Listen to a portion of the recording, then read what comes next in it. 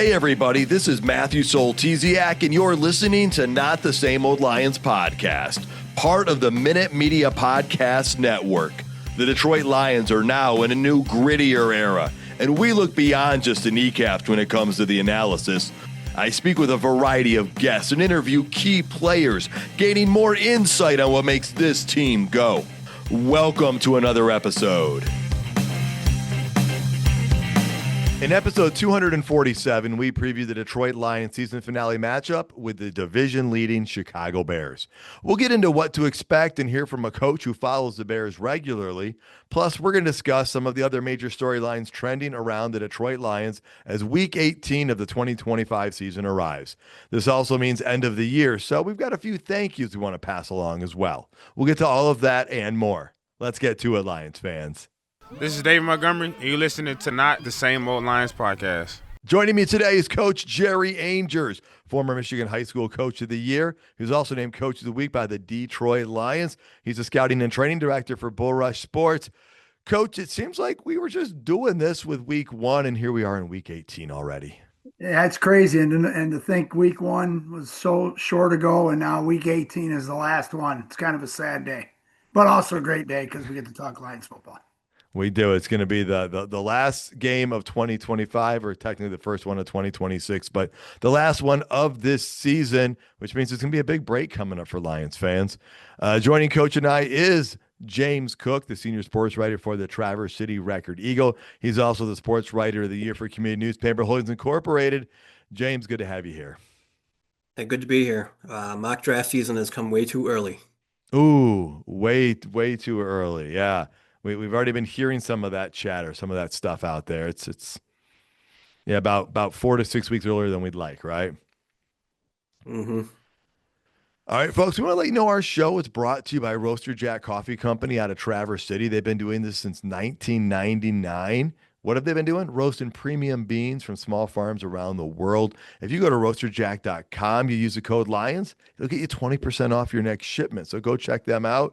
Roaster Jack Coffee. Be a hero, brew great coffee, and go Lions. Okay, as we do, any major storylines, more reactions from last week. I guess the major storyline is the last time the Lions didn't play a meaningful game was back against Green Bay to end the 2022 season. The team was trending up then, you guys. This team has struggled down the stretch. I know Coach Angers here would tell you every game is meaningful and throw out that whole paragraph I just read to you guys. But we're going to kind of talk about what to expect and what we saw last week. And I got to tell you that the story of the season has been the Lions have been using explosive plays to win, you guys. That, you know, they had to complete multiple 3rd and longs in that game last week against the Vikings to get that touchdown to Tesla. And to lose a tough game like that to a team with their 3rd string quarterback, I mean, in many ways, that's just a microcosm for the season, right? They were so close on so many plays, but they just couldn't quite get there. And when the close play happened, the Lions weren't the ones making the play. It was the other team. It happened over and over again. And so, James, what do you make of all that? I just see this game as kind of a true win-win for the Lions, except if they get injuries. If they win, they go into this, they get a winning season. They go into the next season with some momentum. The only way that they lose this game is if they have some serious injuries. Really, if they lose the game, then they get a 4th place schedule. You got a team that's got almost its entire offense back. That's got 8 of its starting defensive players already under contract for next season. So it's kind of a win and win. You would think that Chicago being a grass surface would be a safe place to play as far as injuries, but their field has been kind of a mess all season because they had a whole bunch of concerts right before the season started. Like the week before the season, they had concerts from Oasis, the Lumineers, and System of a Down, and it just ripped up the field, and they had to patch it all over. So there's just seams in the grass all over. I don't know how well they've been able to do that, but I know they were really concerned about player safety going into their first game of the season. All right. Well, that's something to consider is, the grass surface there. Coach, any other major storylines, any big reactions from last week? I know this is a game many hoped would be inconsequential because they were hoping the Lions would have to wrap things up and the Bears wouldn't even be in contention. It's almost basically the complete opposite. So, what are we expecting out of this one? Well, I like you said, they're all meaningful because there's so many other reasons. Not being in the playoffs, yes, that's not meaningful. But what they can accomplish from it, and I think one thing they got to accomplish their records. What 1-0-6 when Gibbs doesn't score a touchdown, that's 6 of their losses, and when they don't get a turnover, their record is 1-5. And I think those are things they're gonna work on. I think those are things they're gonna try to identify with it, and I think that's a meaningful part is to again, Campbell talks all the time about, hey, Ratledge is getting better. And I'm just bringing Ratledge up because I've just heard it recently. And so it's the same thing with this team. Coach Shep's got to get better. The offense got to get better. Special teams got to get better. And it's got to be trending in the upward direction so that they have something to bask on and talk about during the offseason. This is what we did, and this is what we have to do to get to where we need to be this time next year. All right. And then as we get going here, people might realize we're a day early, folks, and that'll affect, you'll see that on the injury report and stuff. But with New Year's coming up, we just wanted to get this out to you guys, as I know New Year's Eve and New Year's Day has a lot going on for a lot of people. James, Coach hit on a number of things right there, and we're going to sprinkle through some of those things here. We'll get to even more in the off season, but it is a game that will, matter for a number of people, just not as much for a lot of the fans. What are you seeing out of this thing coming up here before we get into it too deep? Yeah, well, I mean, the Bears will play to win, but I don't know how much they're going to go after it either. I think that they could be possibly setting some players because really the only difference this game makes for them is whether they get the number 2 or 3 seed. And basically the only difference is that is what is your preference. Do you want to play the 49ers or the Rams? Both dangerous teams. I don't see a tremendous difference in play style that doesn't match up with Chicago. Actually, if they get the 2 seed, they play the Packers, right? At the series I saw was all pretty much whether they play the 49ers or Rams. Two But shots. that just might be if they get the number 2 and get the 3 seed. That's if they get the 3 seed. If they get the 2 seed, they play the Yeah. Packers. Yeah, which I don't think is any easier of a game than the 49ers or Rams. So I don't see a whole lot of incentive for them to go all out in this game either. The number 2 seed does give them another home game potentially. True that. That's really about the biggest thing for me. With Packers, Rams, 49ers, I think all of those teams are dangerous in the playoffs, but the NFC is wide open. It's going to be who's playing well. And obviously last week we saw the Rams are not playing well. Yeah, we saw the fact that and it's just so wide open. I mean, you've seen what's happened, especially the last couple of weeks, and so unfortunately, the Lions don't get to participate in that, but they do get to participate in this game. And so, what are we expecting out of the Lions in this game? I mean, Coach Campbell said it. He goes, "You can find out a lot about your players in this game." Mm-hmm. He would not commit to who's playing, who's not. There are some guys that he said are questionable. He tapped around that a little bit. He didn't exactly come out and say who would play or what would cause someone to not be there, but he did say being questionable might be a little different than before. Because as James has alluded to, one thing the Lions don't want is just no injuries. They just want people to be, healthy as possible going into the offseason, nothing new. So Jared Goff was asked, about him playing, and he goes, I'm the quarterback of this team. My job is to play on Sundays. I'm going to be out there playing on Sunday. So those are some things there to, talk about and look at for this game. So many people have already moved into offseason mode, Coach, and they're even asking Dan Campbell about it. And he goes, yeah, for about a few hours, I thought about it, but I have to be focused on this game, prepare for this game. I'm not ready to look forward. That's what you'd expect him to say, right? Oh, there's no doubt. You don't look past it and go, oh my God, I can't wait till next year, week 6 when we play the Giants on the road. I mean, it's everybody's, they got a game to play. If little details are huge in a game like this. You guys just mentioned injuries. Well, if you're not detailed and you're not working your tail off and you're not focusing on getting a dub, then things are going to get happening. Most of the injuries and stuff happen when somebody's not going 100%. or of course somebody gets rolled up and things like that. So, he's right. I mean, they're not looking at the offseason. Nobody's looking at the offseason in that locker room. I'm going to tell you that right now, because what they're looking at is they're looking to their left, they're looking to their right, they're looking straight ahead across the locker room, behind the locker room, going, that's one of my boys right there. I'm gonna play a game with him again. Do you think they want to say, hey, remember last time we played a game together and we got blown out by the Bears? Absolutely not.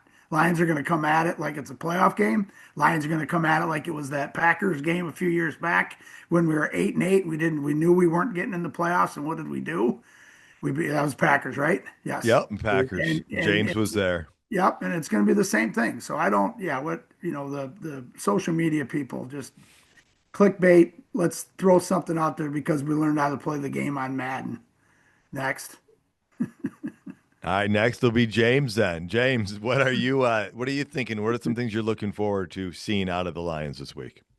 I'm wondering if they just, if they do play some of the younger guys a little bit more than they normally would, just because one, to avert some of that risk to some of those veteran guys. I think the veteran guys will play, just maybe not all the time like they normally do.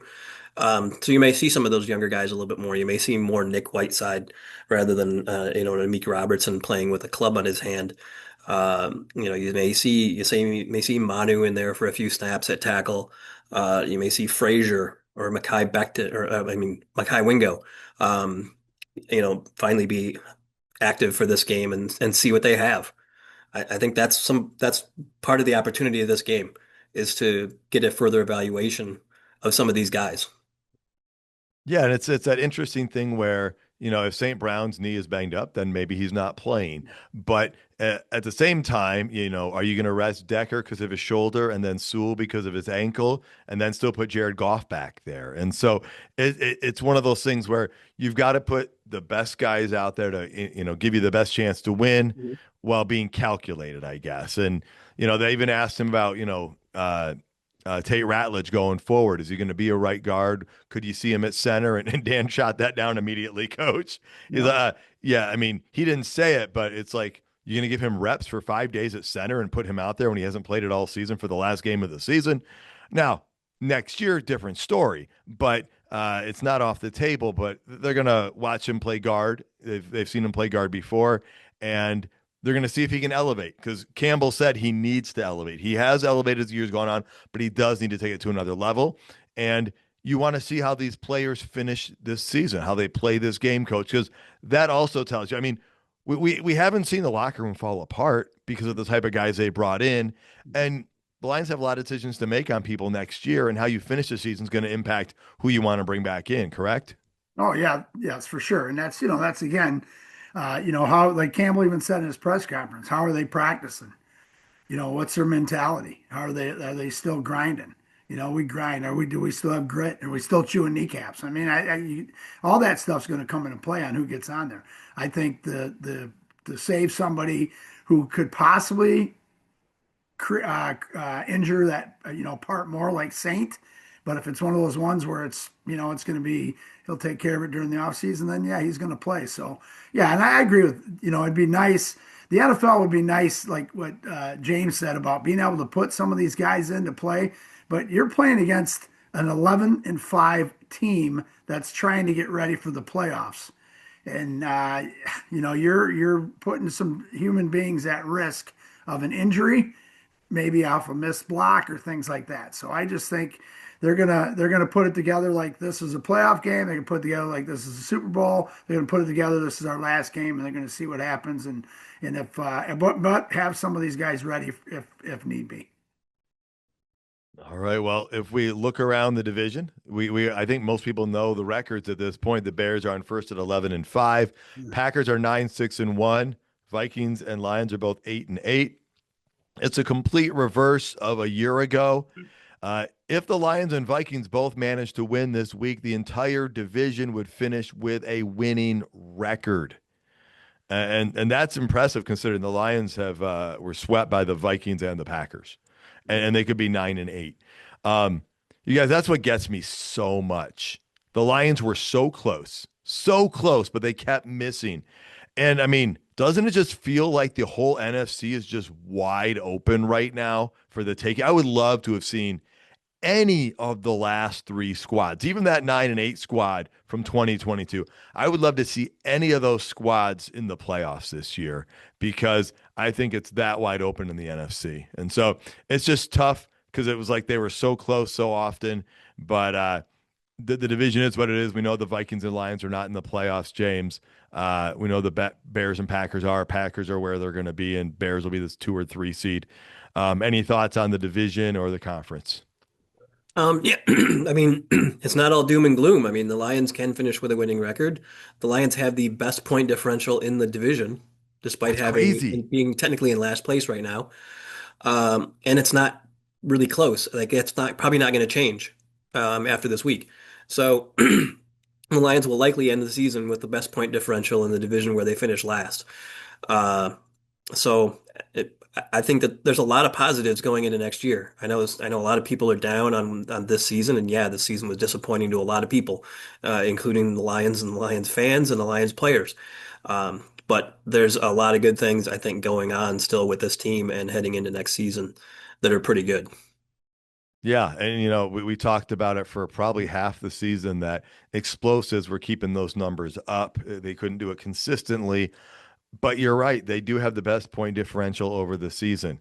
There are some things that didn't work out, but there is a lot of room for optimism going into the offseason. They're not coming off a 4-win or 5-win season. They're coming off an 8-win season that easily could have been 10 or 11 wins. So, Coach, what do you got here, division-wise or conference-wise? Well, I going back to that, we're upset because the Lions aren't in the playoffs. You know, 4 or 5 years ago, we would have been upset if we would have been rooting for the Lions just to finish above 500. So the way we talk about the Lions is totally different now. So I'm happy with that part. The team, the funny thing is I thought the Rams were the team, just watching with their defense and their offense and stuff like that. But uh, that Seattle game this week is going to determine how good Seattle is. And I'm kind of rooting for them just because their quarterback got tossed again from another program. And he's doing pretty well out there. And I think he's only won 27, 28 games over the last 2 years. So that's pretty good. So again, I think it is wide open. I think if everybody's saying, oh, if we'd have got in, we wouldn't have done anything. And, nobody knows that. We can say that. And we can also say, man, if we'd have got in, we would have won the Super Bowl. We don't know that either. But, I'm happy. But it'll be interesting to see how that opens up and who's playing their best ball. And I think this week will determine who's playing their best ball. And hopefully we knock off one of those teams so that they go into the playoffs on a down note. Yeah. I mean, one thing with Darnold that's interesting, he became the first player in NFL history to win 13 games in back-to-back seasons with two different teams. Yeah. Yeah. Like five quarterbacks have done it before. Two of them are the Packers quarterbacks before Love, of course. Yeah. Yeah, well, he has a chance to make it 14 if they win this week. Yeah. Yeah. So. Yeah, and there's a lot of hot takes out there on social media about things on what the Lions can do, should do, and some of them are just so far-fetched that it barely makes sense to even reference them. So we'll maybe save some of that for some of our season review stuff. Because we are doing this a little early, there's been no transactions so far this week. I'm sure there'll be some elevations and some movements. We don't have an official injury report. We know a number of guys are banged up because it's the last week of the NFL season. That will be something to monitor as the week goes on. So let's go ahead and get to the preview part of this, talking about the game at hand. Here is my interview with Coach Jesse Smith talking about the Chicago Bears. I'm joined today by Coach Jesse Smith. He's coached football since 2009 in both Illinois and in Michigan. He was a head coach of the semi-pro football team. He's currently a high school varsity head coach. In addition to his coaching experience, he knows all things Chicago Bears. He's even an Ohio State Buckeye fan, folks. Coach Smith, thanks for taking the time to be here with me today. Thanks for having me. Okay, Coach, the Bears, they've won the division. They've gone from worst to first. The entire NFC North is basically flipped from a year ago. So Take me beyond the record, Coach Smith. Tell me about this Bears team right now. What's been the difference? Not just from last year, but they started this season 0-2. They've gone 11-3 since then. What's been the difference in your eyes? I think the biggest thing is bringing in Ben Johnson as your head coach. I think he learned a lot from being in Detroit, learning how to build a culture, and you can see the difference in the culture of their team. And I think, to be honest with you, I didn't expect the Bears to be this good. I thought maybe we would have a wild card shot, but to win a division that first year, I'm just amazed by that. And it was good to go home this week and be in Chicago when the Green Bay win and win a division title. So it was a little extra fun for the holidays. All right. Well, I'm going to ask you to project a little bit here. What we saw what Washington did last year under Dan Quinn and their quick ascension. The Bears have had a quick ascension as well. Do you think it is sustainable? Because I know obviously injuries over there to Jaden Daniels and other things have affected it, and that's a different makeup in Washington. But they found quick success with Ben Johnson. Do you think this is something that's going to carry over? I think so. Another big thing I think that's really helped the Bears this year was for the first time in a long time, we had a great free agency. We brought in and fixed that O line. I think that's one of the biggest differences between last year's team and this team. That Caleb Williams gets time to throw the ball. Like signing and bringing those guys in is really make a difference. And I think you saw the quick turnaround in Detroit started with that O line. For sure.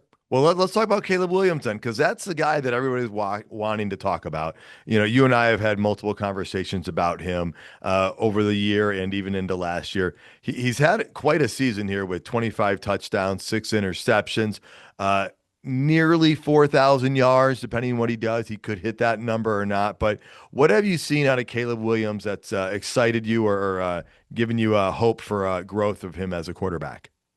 Well, I like to call this Caleb Williams rookie season 2.0. I feel like this is his actual rookie season. Did you see the talent, the ability to move, the throw? I think the upside is great. I think once he start to hit those passes that you're supposed to hit, those wide open passes that he has a habit of overthrowing, once he starts clicking on that, I think he can be a really great quarterback in the NFL and the NFC. All right. Well, let's talk about this offense as a whole then. You've got DeAndre Swift along with Mungai, both in the running back situation, given a very competent running game for the Chicago Bears. And you've got some very good wide receiving threats. What's working best? What's most dangerous on this offense? I think it's just a mixture of everything. I think that when you talk about the Ben Johnson offense, you look back when he was at Detroit, you just couldn't take away one thing for those guys. They're able to run the ball, play action, they can throw it. And, I hate to admit that we got a really great tight end from the University of Michigan, but it's really been a great pickup for the guys. All right. Well, let's jump over to the defense because I guess one of the things they've been doing best is getting turnovers. That's probably helped them a lot. But what's working overall on the defensive side, and what's your overall impression of the defense? I have been very impressed with the defense because they've been plugging and playing a lot of guys. We're starting to finally see the defense at 100% health. But I think the defense, if I had to pick, if we don't get the turnovers, I think the defense can be a weakness. I think that's going to be something that the Bears have to address once the season is done between the draft and the free agents is showing up that defensive side. I think the offensive side is good to go, the pieces they got. I think we just got to add a couple more pieces to the defensive side. But as long as they can get turnovers and the offense is cooking, it makes them a good team. All right. Well, a lot of those games the Bears have pulled out, people have noted they've been close games. But ultimately what it comes down to is do you win, do you lose? And what's the difference in games like that when you have a lot of close games? The Lions have had a lot of close games this year, but they've been on the opposite end of that. And so what do you think it is that's the difference maker in multiple situations like that? Well, speaking from my own experience, when it comes down to those tight games, is making sure everyone's on the same page. Don't get very emotional. You do what you do. And, sometimes you come out on top and sometimes you come on the bottom. So I just think it's been great to show the Bears have the ability to go 4 quarters, and that's what you want to see. That's going to make you better in the playoffs if you can go 4 quarters. Yeah, because one stat that might drive Lions fans crazy is you see the Bears are 11-5 with a plus 29 point differential. The Lions have a plus 65 point differential, but sit at 8-8. And so, are there things in games like that, or is it just a couple blowouts here or there kind of skew things differently? No, I think it's a combination of sometimes, they say, the ball just don't bounce your way. You play a lot of these close games and you win them, then sometimes you come back and you lose them. I think the number one thing between the Bears and the Lions this year has been the injury bug. It hurt the Lions last year in the playoffs, and I think this year it's kind of hurting the Lions. Luckily, the Bears, we haven't had as many injuries, but you're starting to see us get a little banged up, and you want to go in the playoffs at full health, but that's the game. All right. Well, before the season started, I think most people would have been surprised to say the Bears are favored to win this game. I think people would have figured it would have been even or maybe slightly in the Lions' favor. That is not the case. The Bears do have that 3-point spread. What's it going to take for Chicago to win this game? Like I said, as long as the offense is cooking like they've been cooking, if Caleb Williams can hit those passes, that he can hit those wide open passes, easy passes, he's got to start hitting. And the defense, I think they got to take advantage of a beat up secondary from the Lions. If they can tack that, plus you got to control Hudson. If we can just contain Hudson, I think the Bears offense can really keep them in the game. I think the Bears defense just get turnovers and keep them from scoring. All right. Well, let's go to the other side then. The Lions, they're a team that obviously has been struggling as of late, especially their last two games. If they're going to somehow pull off the upset victory here against the Chicago Bears at Soldier Field, what's it going to take for the Lions? I think the Lions got to go back to playing Lions ball. I think they've been they got to get back to running the ball. When they're running the ball, the play action, they're very deadly. I think when you can make the Lions one-dimensional, you can kind of pick on Jared Goff, and we've seen in the last couple of weeks when they can't run the ball, you can really sit back and pick them apart. That secondary, if they can make some plays and cause some turnovers, that'll keep them in the game. All right, Coach Smith, anything I haven't asked you, anything else you want to share that about the Lions and Bears game this coming weekend? I think it's just going to be a great regular season finale across the board in the NFL. You got a lot of games that a couple weeks ago people didn't think would mean anything. And now you got teams playing for spots and seeding, and so it's as a Bears fan, you kind of want to, if you can get that win and avoid the Packers in the first round of the playoffs, you want to try to do that. But because it's hard to beat the team. It's hard to beat the team two times, especially in the playoffs. So it's going to be a great game. It's just an old-fashioned NFC North battle. The Lions aren't just going to lay down because that's not how they're coached. They're going to come out and fight, and you hope to see if the Bears can come out, avoid any injuries, and maybe get some momentum and go into the playoffs. I think this is probably the first time in a long time in the NFL where we go into the playoffs when everyone's like, I don't know who's going to be in the Super Bowl. And I think that makes it even great. We don't have to worry about Mahomes and, it's flip the coin, and it's going to be great playoff football. I think this week is going to be great football, and going into the playoffs, it's going to be fun to just sit back and not know what happens. Awesome. Coach Smith, thanks so much for taking the time to talk football with me today. Thank you for having me. Yep. Guys, that was some great insight from Coach Jesse Smith. Let's talk about what we make about this Bears team at this point. I mean, a lot of people early in the season said hopefully the game doesn't matter. We talked about that. It doesn't, but for opposite reasons. But Coach Campbell said the Bears team is much more polished now, Coach, than they were in that first meeting, which doesn't shock you. It was a new team, new coach, a lot of same players, but they brought a number of new guys in. So they've going to be better since that early meeting, and they've had more takeaways on defense. They've added C.J. Gardner-Johnson. What do you make out of the Chicago team? Yeah, I mean, there's no doubt they've gotten better. We'll break down quarterback wise in a minute. I got that all down. But here's one thing that you look at. It's a new coach with a new system, with a team that had some talent going into it. It's not like the coaching staff came in and just turned all these guys into football players. They had some good football. Then they went out and got some offensive linemen. But they, like you just said, they are polished. They have gotten better week in and week out. One of the things that stands out. And when I talk about the quarterback and about the thing is that they've worked on things each week to get to this point in this situation. Yet when you look at their numbers, their point differential, how they're winning games, who did they beat, how many comebacks they've had, all those comebacks. Those are all things, but a lot of the stars have lined up for them in certain situations. And one thing I'll just say is takeaways has helped them on the defense. Again, takeaways.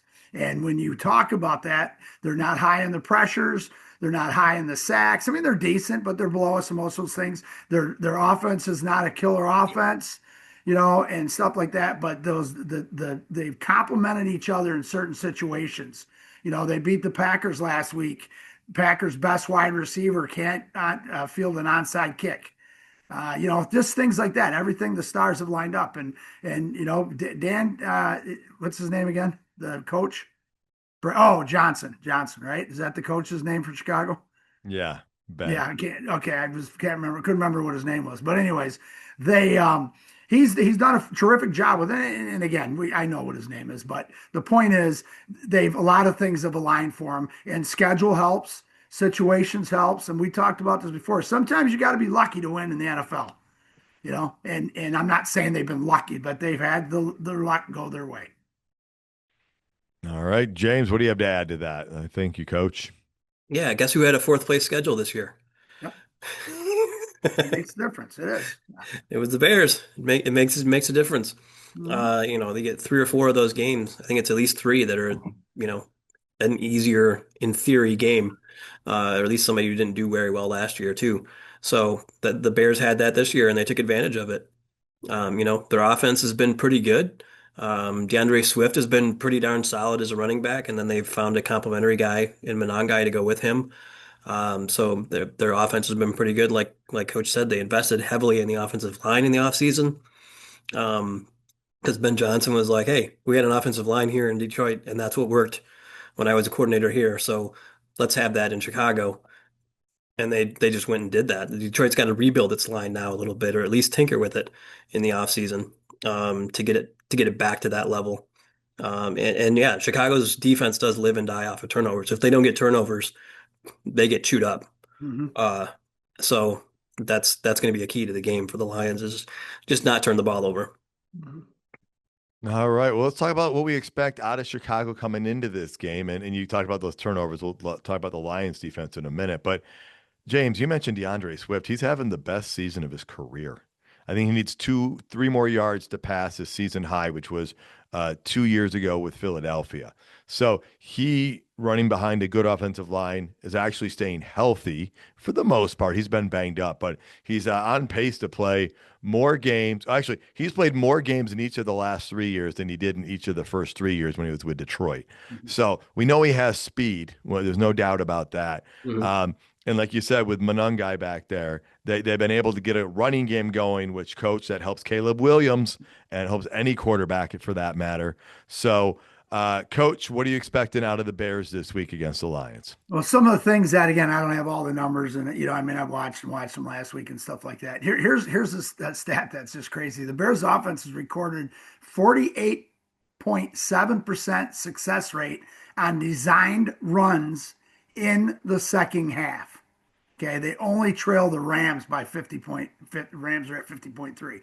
So their halftime, again, people say there's no halftime adjustments, but there's halftime tweaks, and whatever they're doing at halftime is helped, and that turns into where they're getting those comebacks. I think they got 6 comebacks this year in the last 2 minutes, or 5.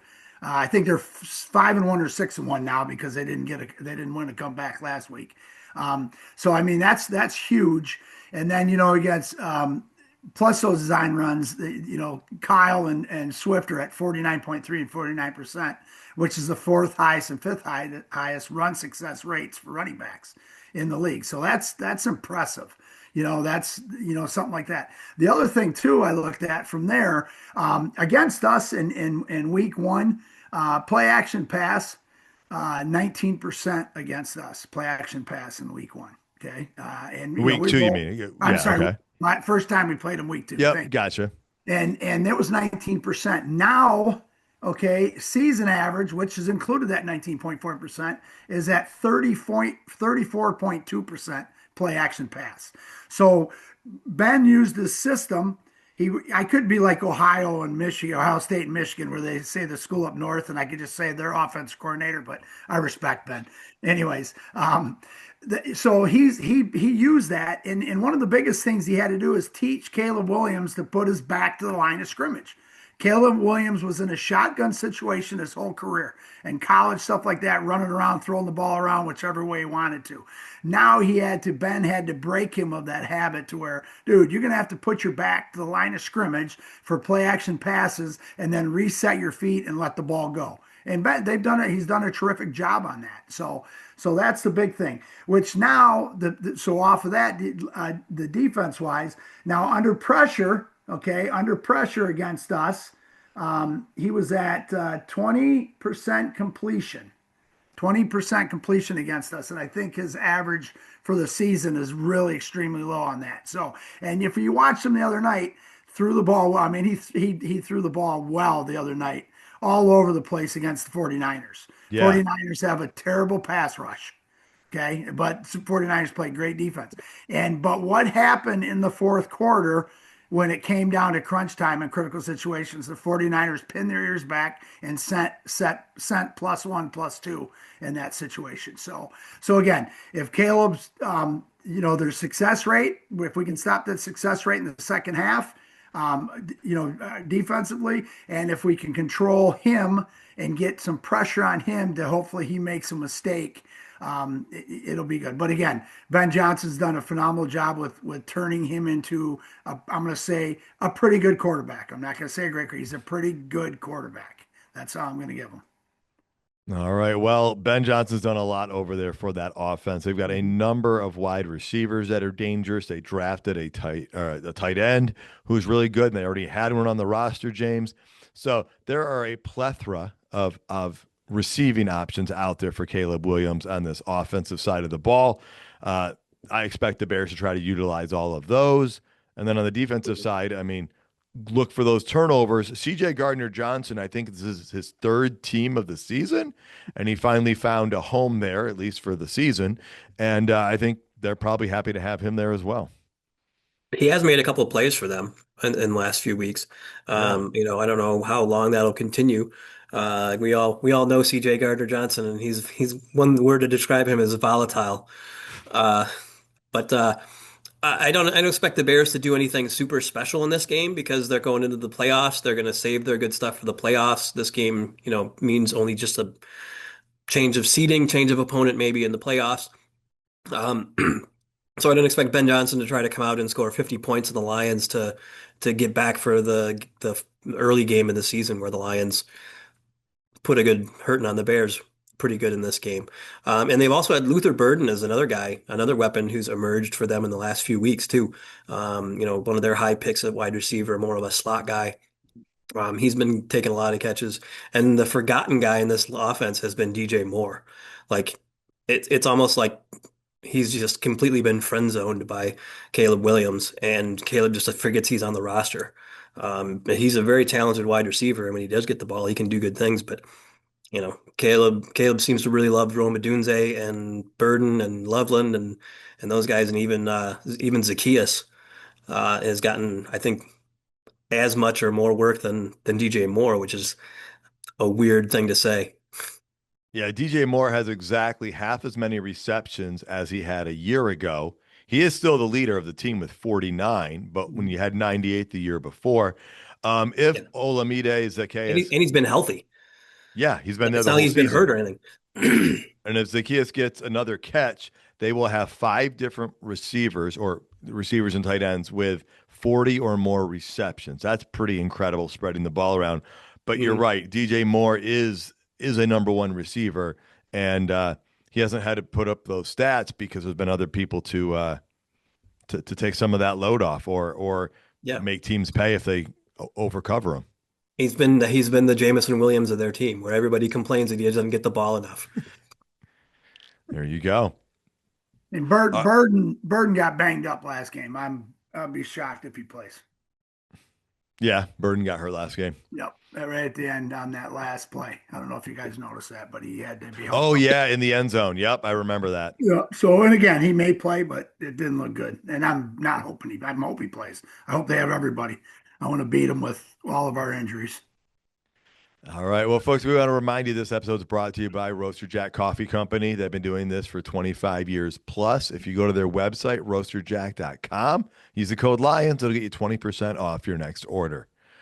All right. So, what do we expect out of the Lions in this game? You guys, it's a disappointed team. They want to go out with a win, though. Okay. It's not like 3 years ago when we were 8-8 and trending up and didn't have the same expectations. We're a team that had expectations that didn't meet them. So, it's a different type of disappointment, but you'd like to stop that losing streak. You'd like to end on a win. Players are playing for roster spots next year or their next contract. Coaches are coaching for their jobs. Everyone and everything is up for evaluation, Coach, which is what you would tell me. So, what do you expect out of the Lions? Well, I just think they're going to try to establish the run. And I think they're going to put, Chicago's defense is, again, we don't win unless we establish a run. Chicago wins because they establish a run. I think that's something we're going to go out. Hopefully our offensive line is intact and we're not plugging somebody in prior to game time. And I think that's one of the things that we have to do. We have to attack that. Can we attack their secondary?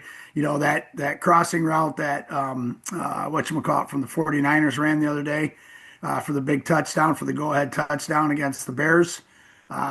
Jenkins, thank you. I looked at that. I'm like, okay, I see JMO running that same. That's JMO's favorite dig route. So I think those are things that Lions see that, the possibilities of being done. And the emphasis this week is protect the rock.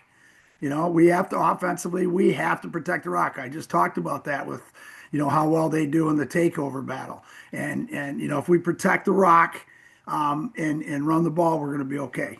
But again, I think we're going to go in and establish that situation and punish them. And part of me feels the Bears are going to come in this, and Ben Johnson, because of as competitive as he is going to turn it loose because he wants to beat the Lions because he gave up 52. And I remember his statement afterwards. He said, "That's what Dan Campbell does.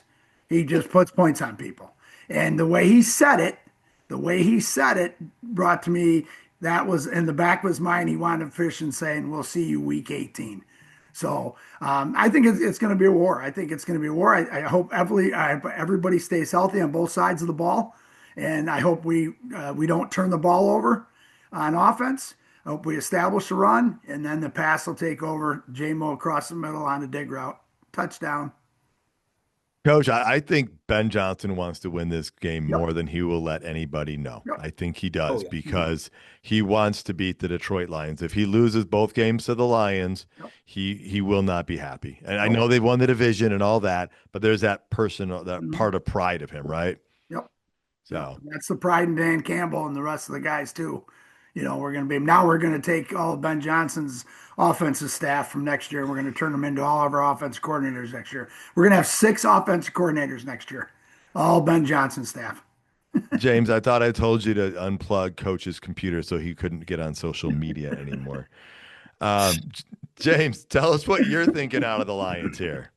I think I think you might see Kelvin Shepard try some new things because what he's been dialing up for the defense hasn't been working. So this is the time when you try a few new things, try a few new blitz packages, try some new rotations, just change things up on defense a little bit because it hasn't been working, and expand your own horizons.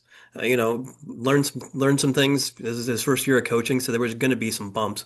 But I think you're going to see hopefully something new out of the Lions' defensive effort here. And pretty much everybody knows, the Lions by this point in the season. They've watched every game. I'm going to assume people, if you're out there listening to Lions podcasts, I'm assuming you've watched pretty much every minute of every game.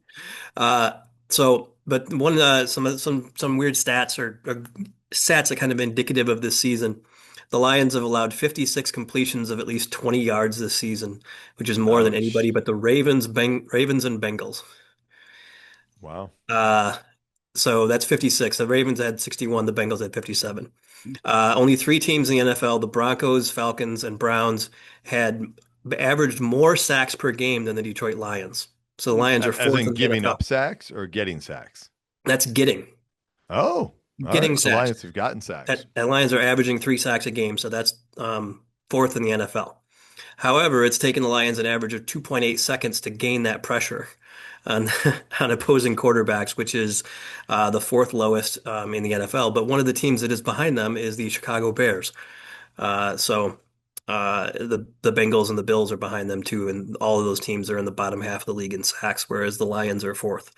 So And really, like you said, the Bears aren't getting there quicker, but the Bears are getting the turnovers. And with Branch and Joseph not in, they don't get those turnovers at that rate to help be an equalizer.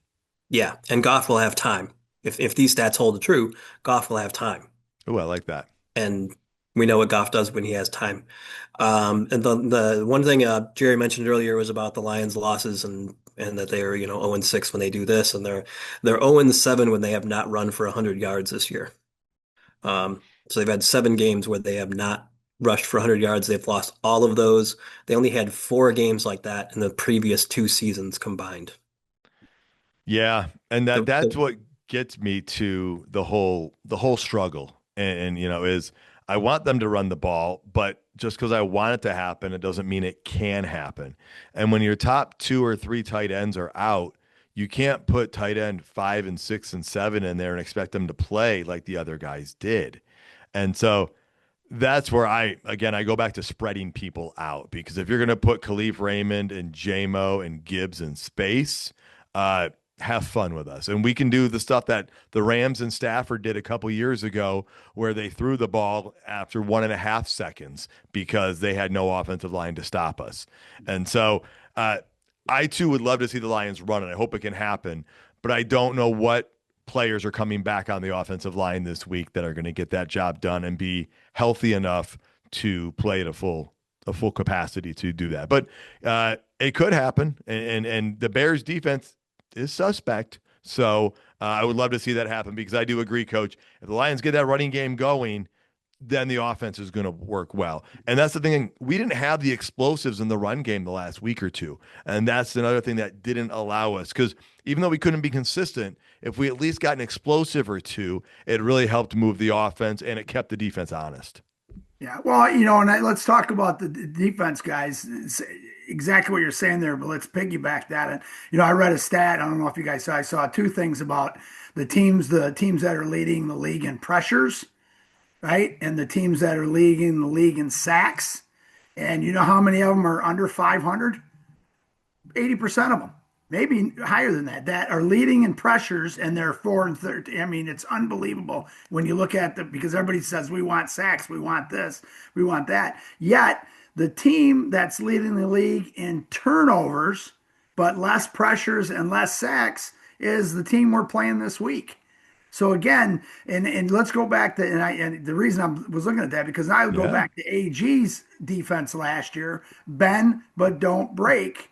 And our defense, red zone defense, was in the top of the top 5. I don't remember the exact numbers, you guys. I mean, I can look it up if people want to, but they were in the top 5. And so those are the things we start thinking about. So when we talk about, oh my God, we're leading in pressures, and oh my God, we're up there, we're the 3rd most sack team, and I think we're the 2nd most pressure team. We're 8-8. Okay, where's our turnovers and how many turnovers, And so that's one of the things, that's that complementary football concept. When you stop a drive in a situation with a turnover, that ignites the offense. And so again, so those kind of all go hand in hand. I just thought that was a neat thing to see Yeah. that. Oh my God. So, oh, we got to get more sacks. We got to get another defensive end. No, we just got to protect the football and do what we do, protect the football and run the football and get takeaways. It's an easy game. All right. Those are great stats that both you guys brought out there, and it really helps paint the picture and explain a lot of the reasons why some things haven't worked this season. Other storyline, something unexpected. We don't really want to get into this, but Jared Goff brought it up on the radio today, and so you might as well get it out there. And they asked him about Frank Ragnow coming back next year, and Goff said he does not think Frank Ragnow has enough interest to play next year. So anything can change in the next 8 months, but as of right now, he doesn't think that that's even a realistic possibility, even though that idea was flirted with for 3 days this year. So, anything you want to weigh in on that, and or any other storylines before we get to the ref report, Coach? Just what a roller coaster ride for us in emotions. Frank's coming back. Oh my God, we just lost 3 games in a row. Never mind. I mean, it's let's get to the Bears.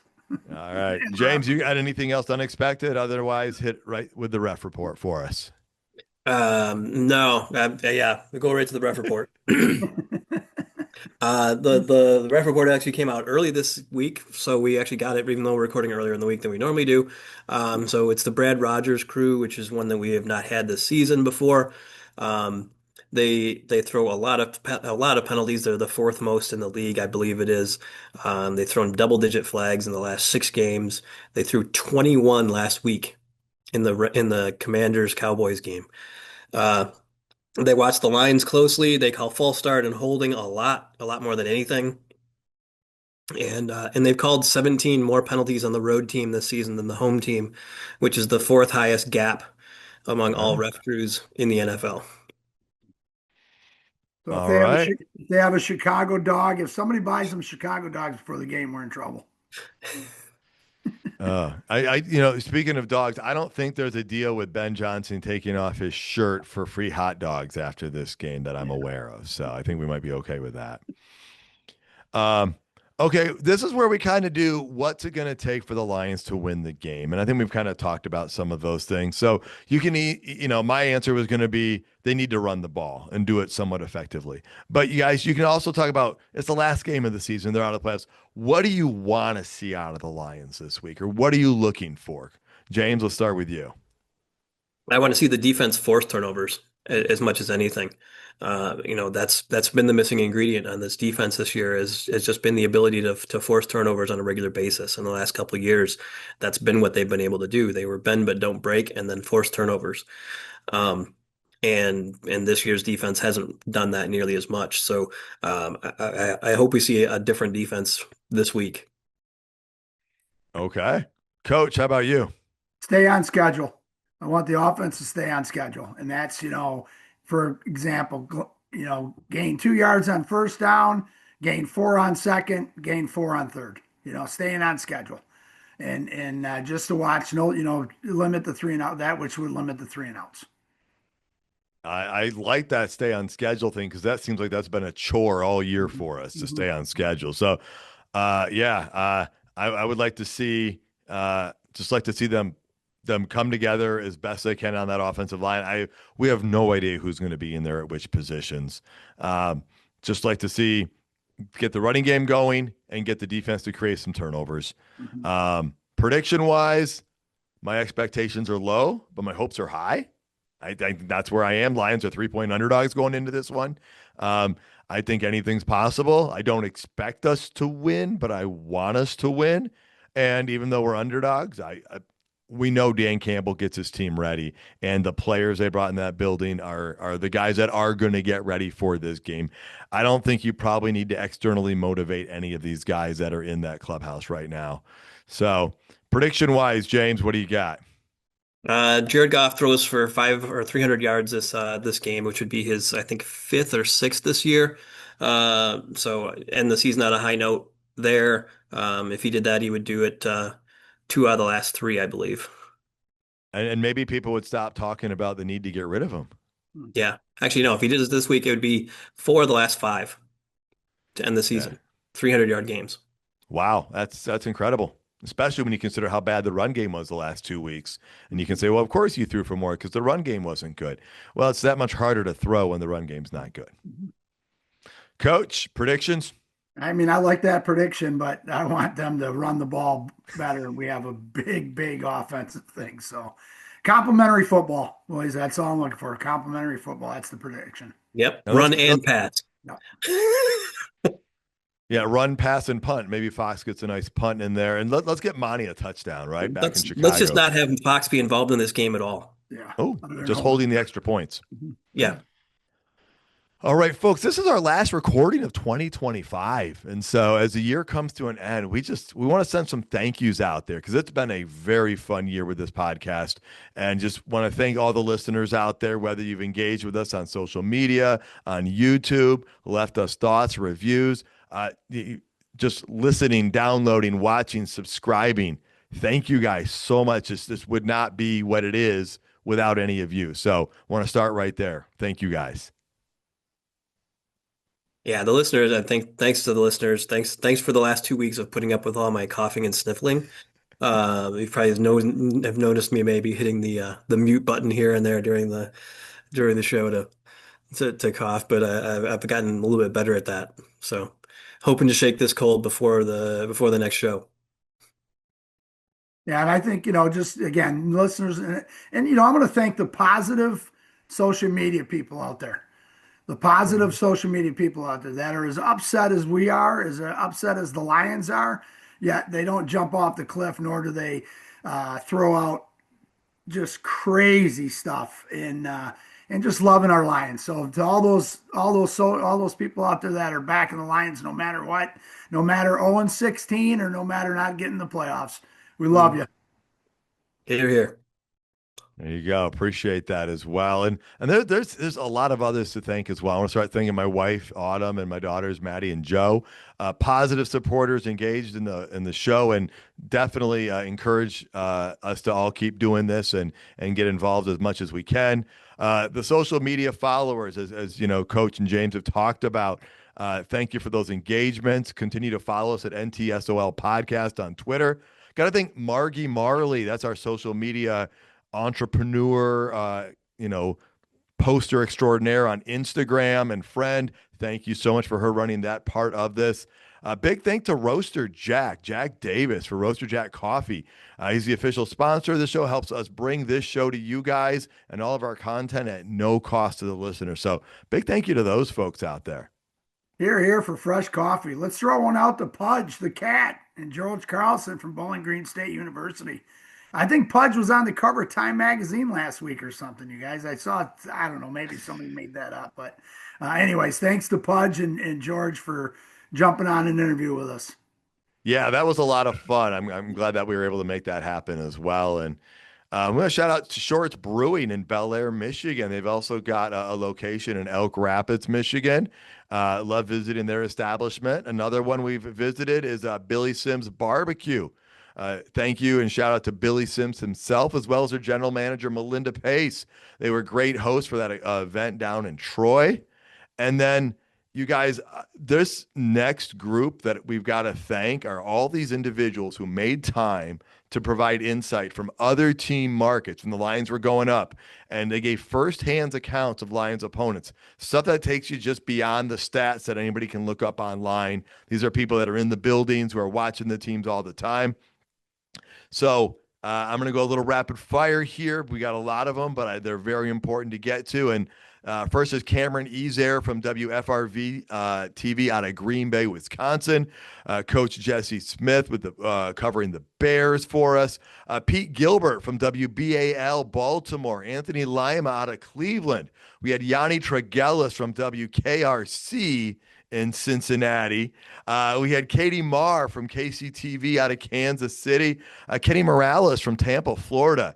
Ren Clayton giving us insights from the CBS affiliate WCCO out of Minneapolis. Natalie Spalla out of Washington, D.C., the WJLA, the ABC affiliate.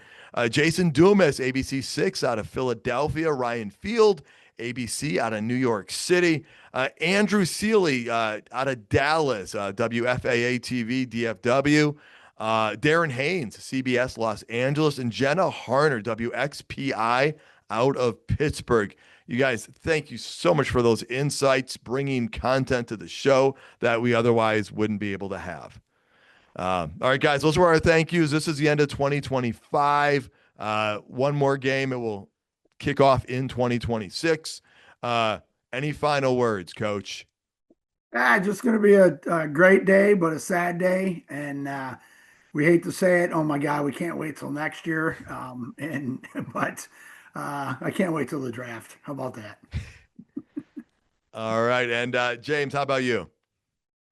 Yeah, you hope for 1-0, and then you hope for a lot of wins in the draft and free agency this offseason. The Lions might be getting a fourth or fifth round comp pick this season because Ife Melifonwu played so many snaps with the Dolphins, and DJ Reed did not, missed a few games with the Lions, so they were able to help balance those out. So the Lions might be getting a comp pick out of that.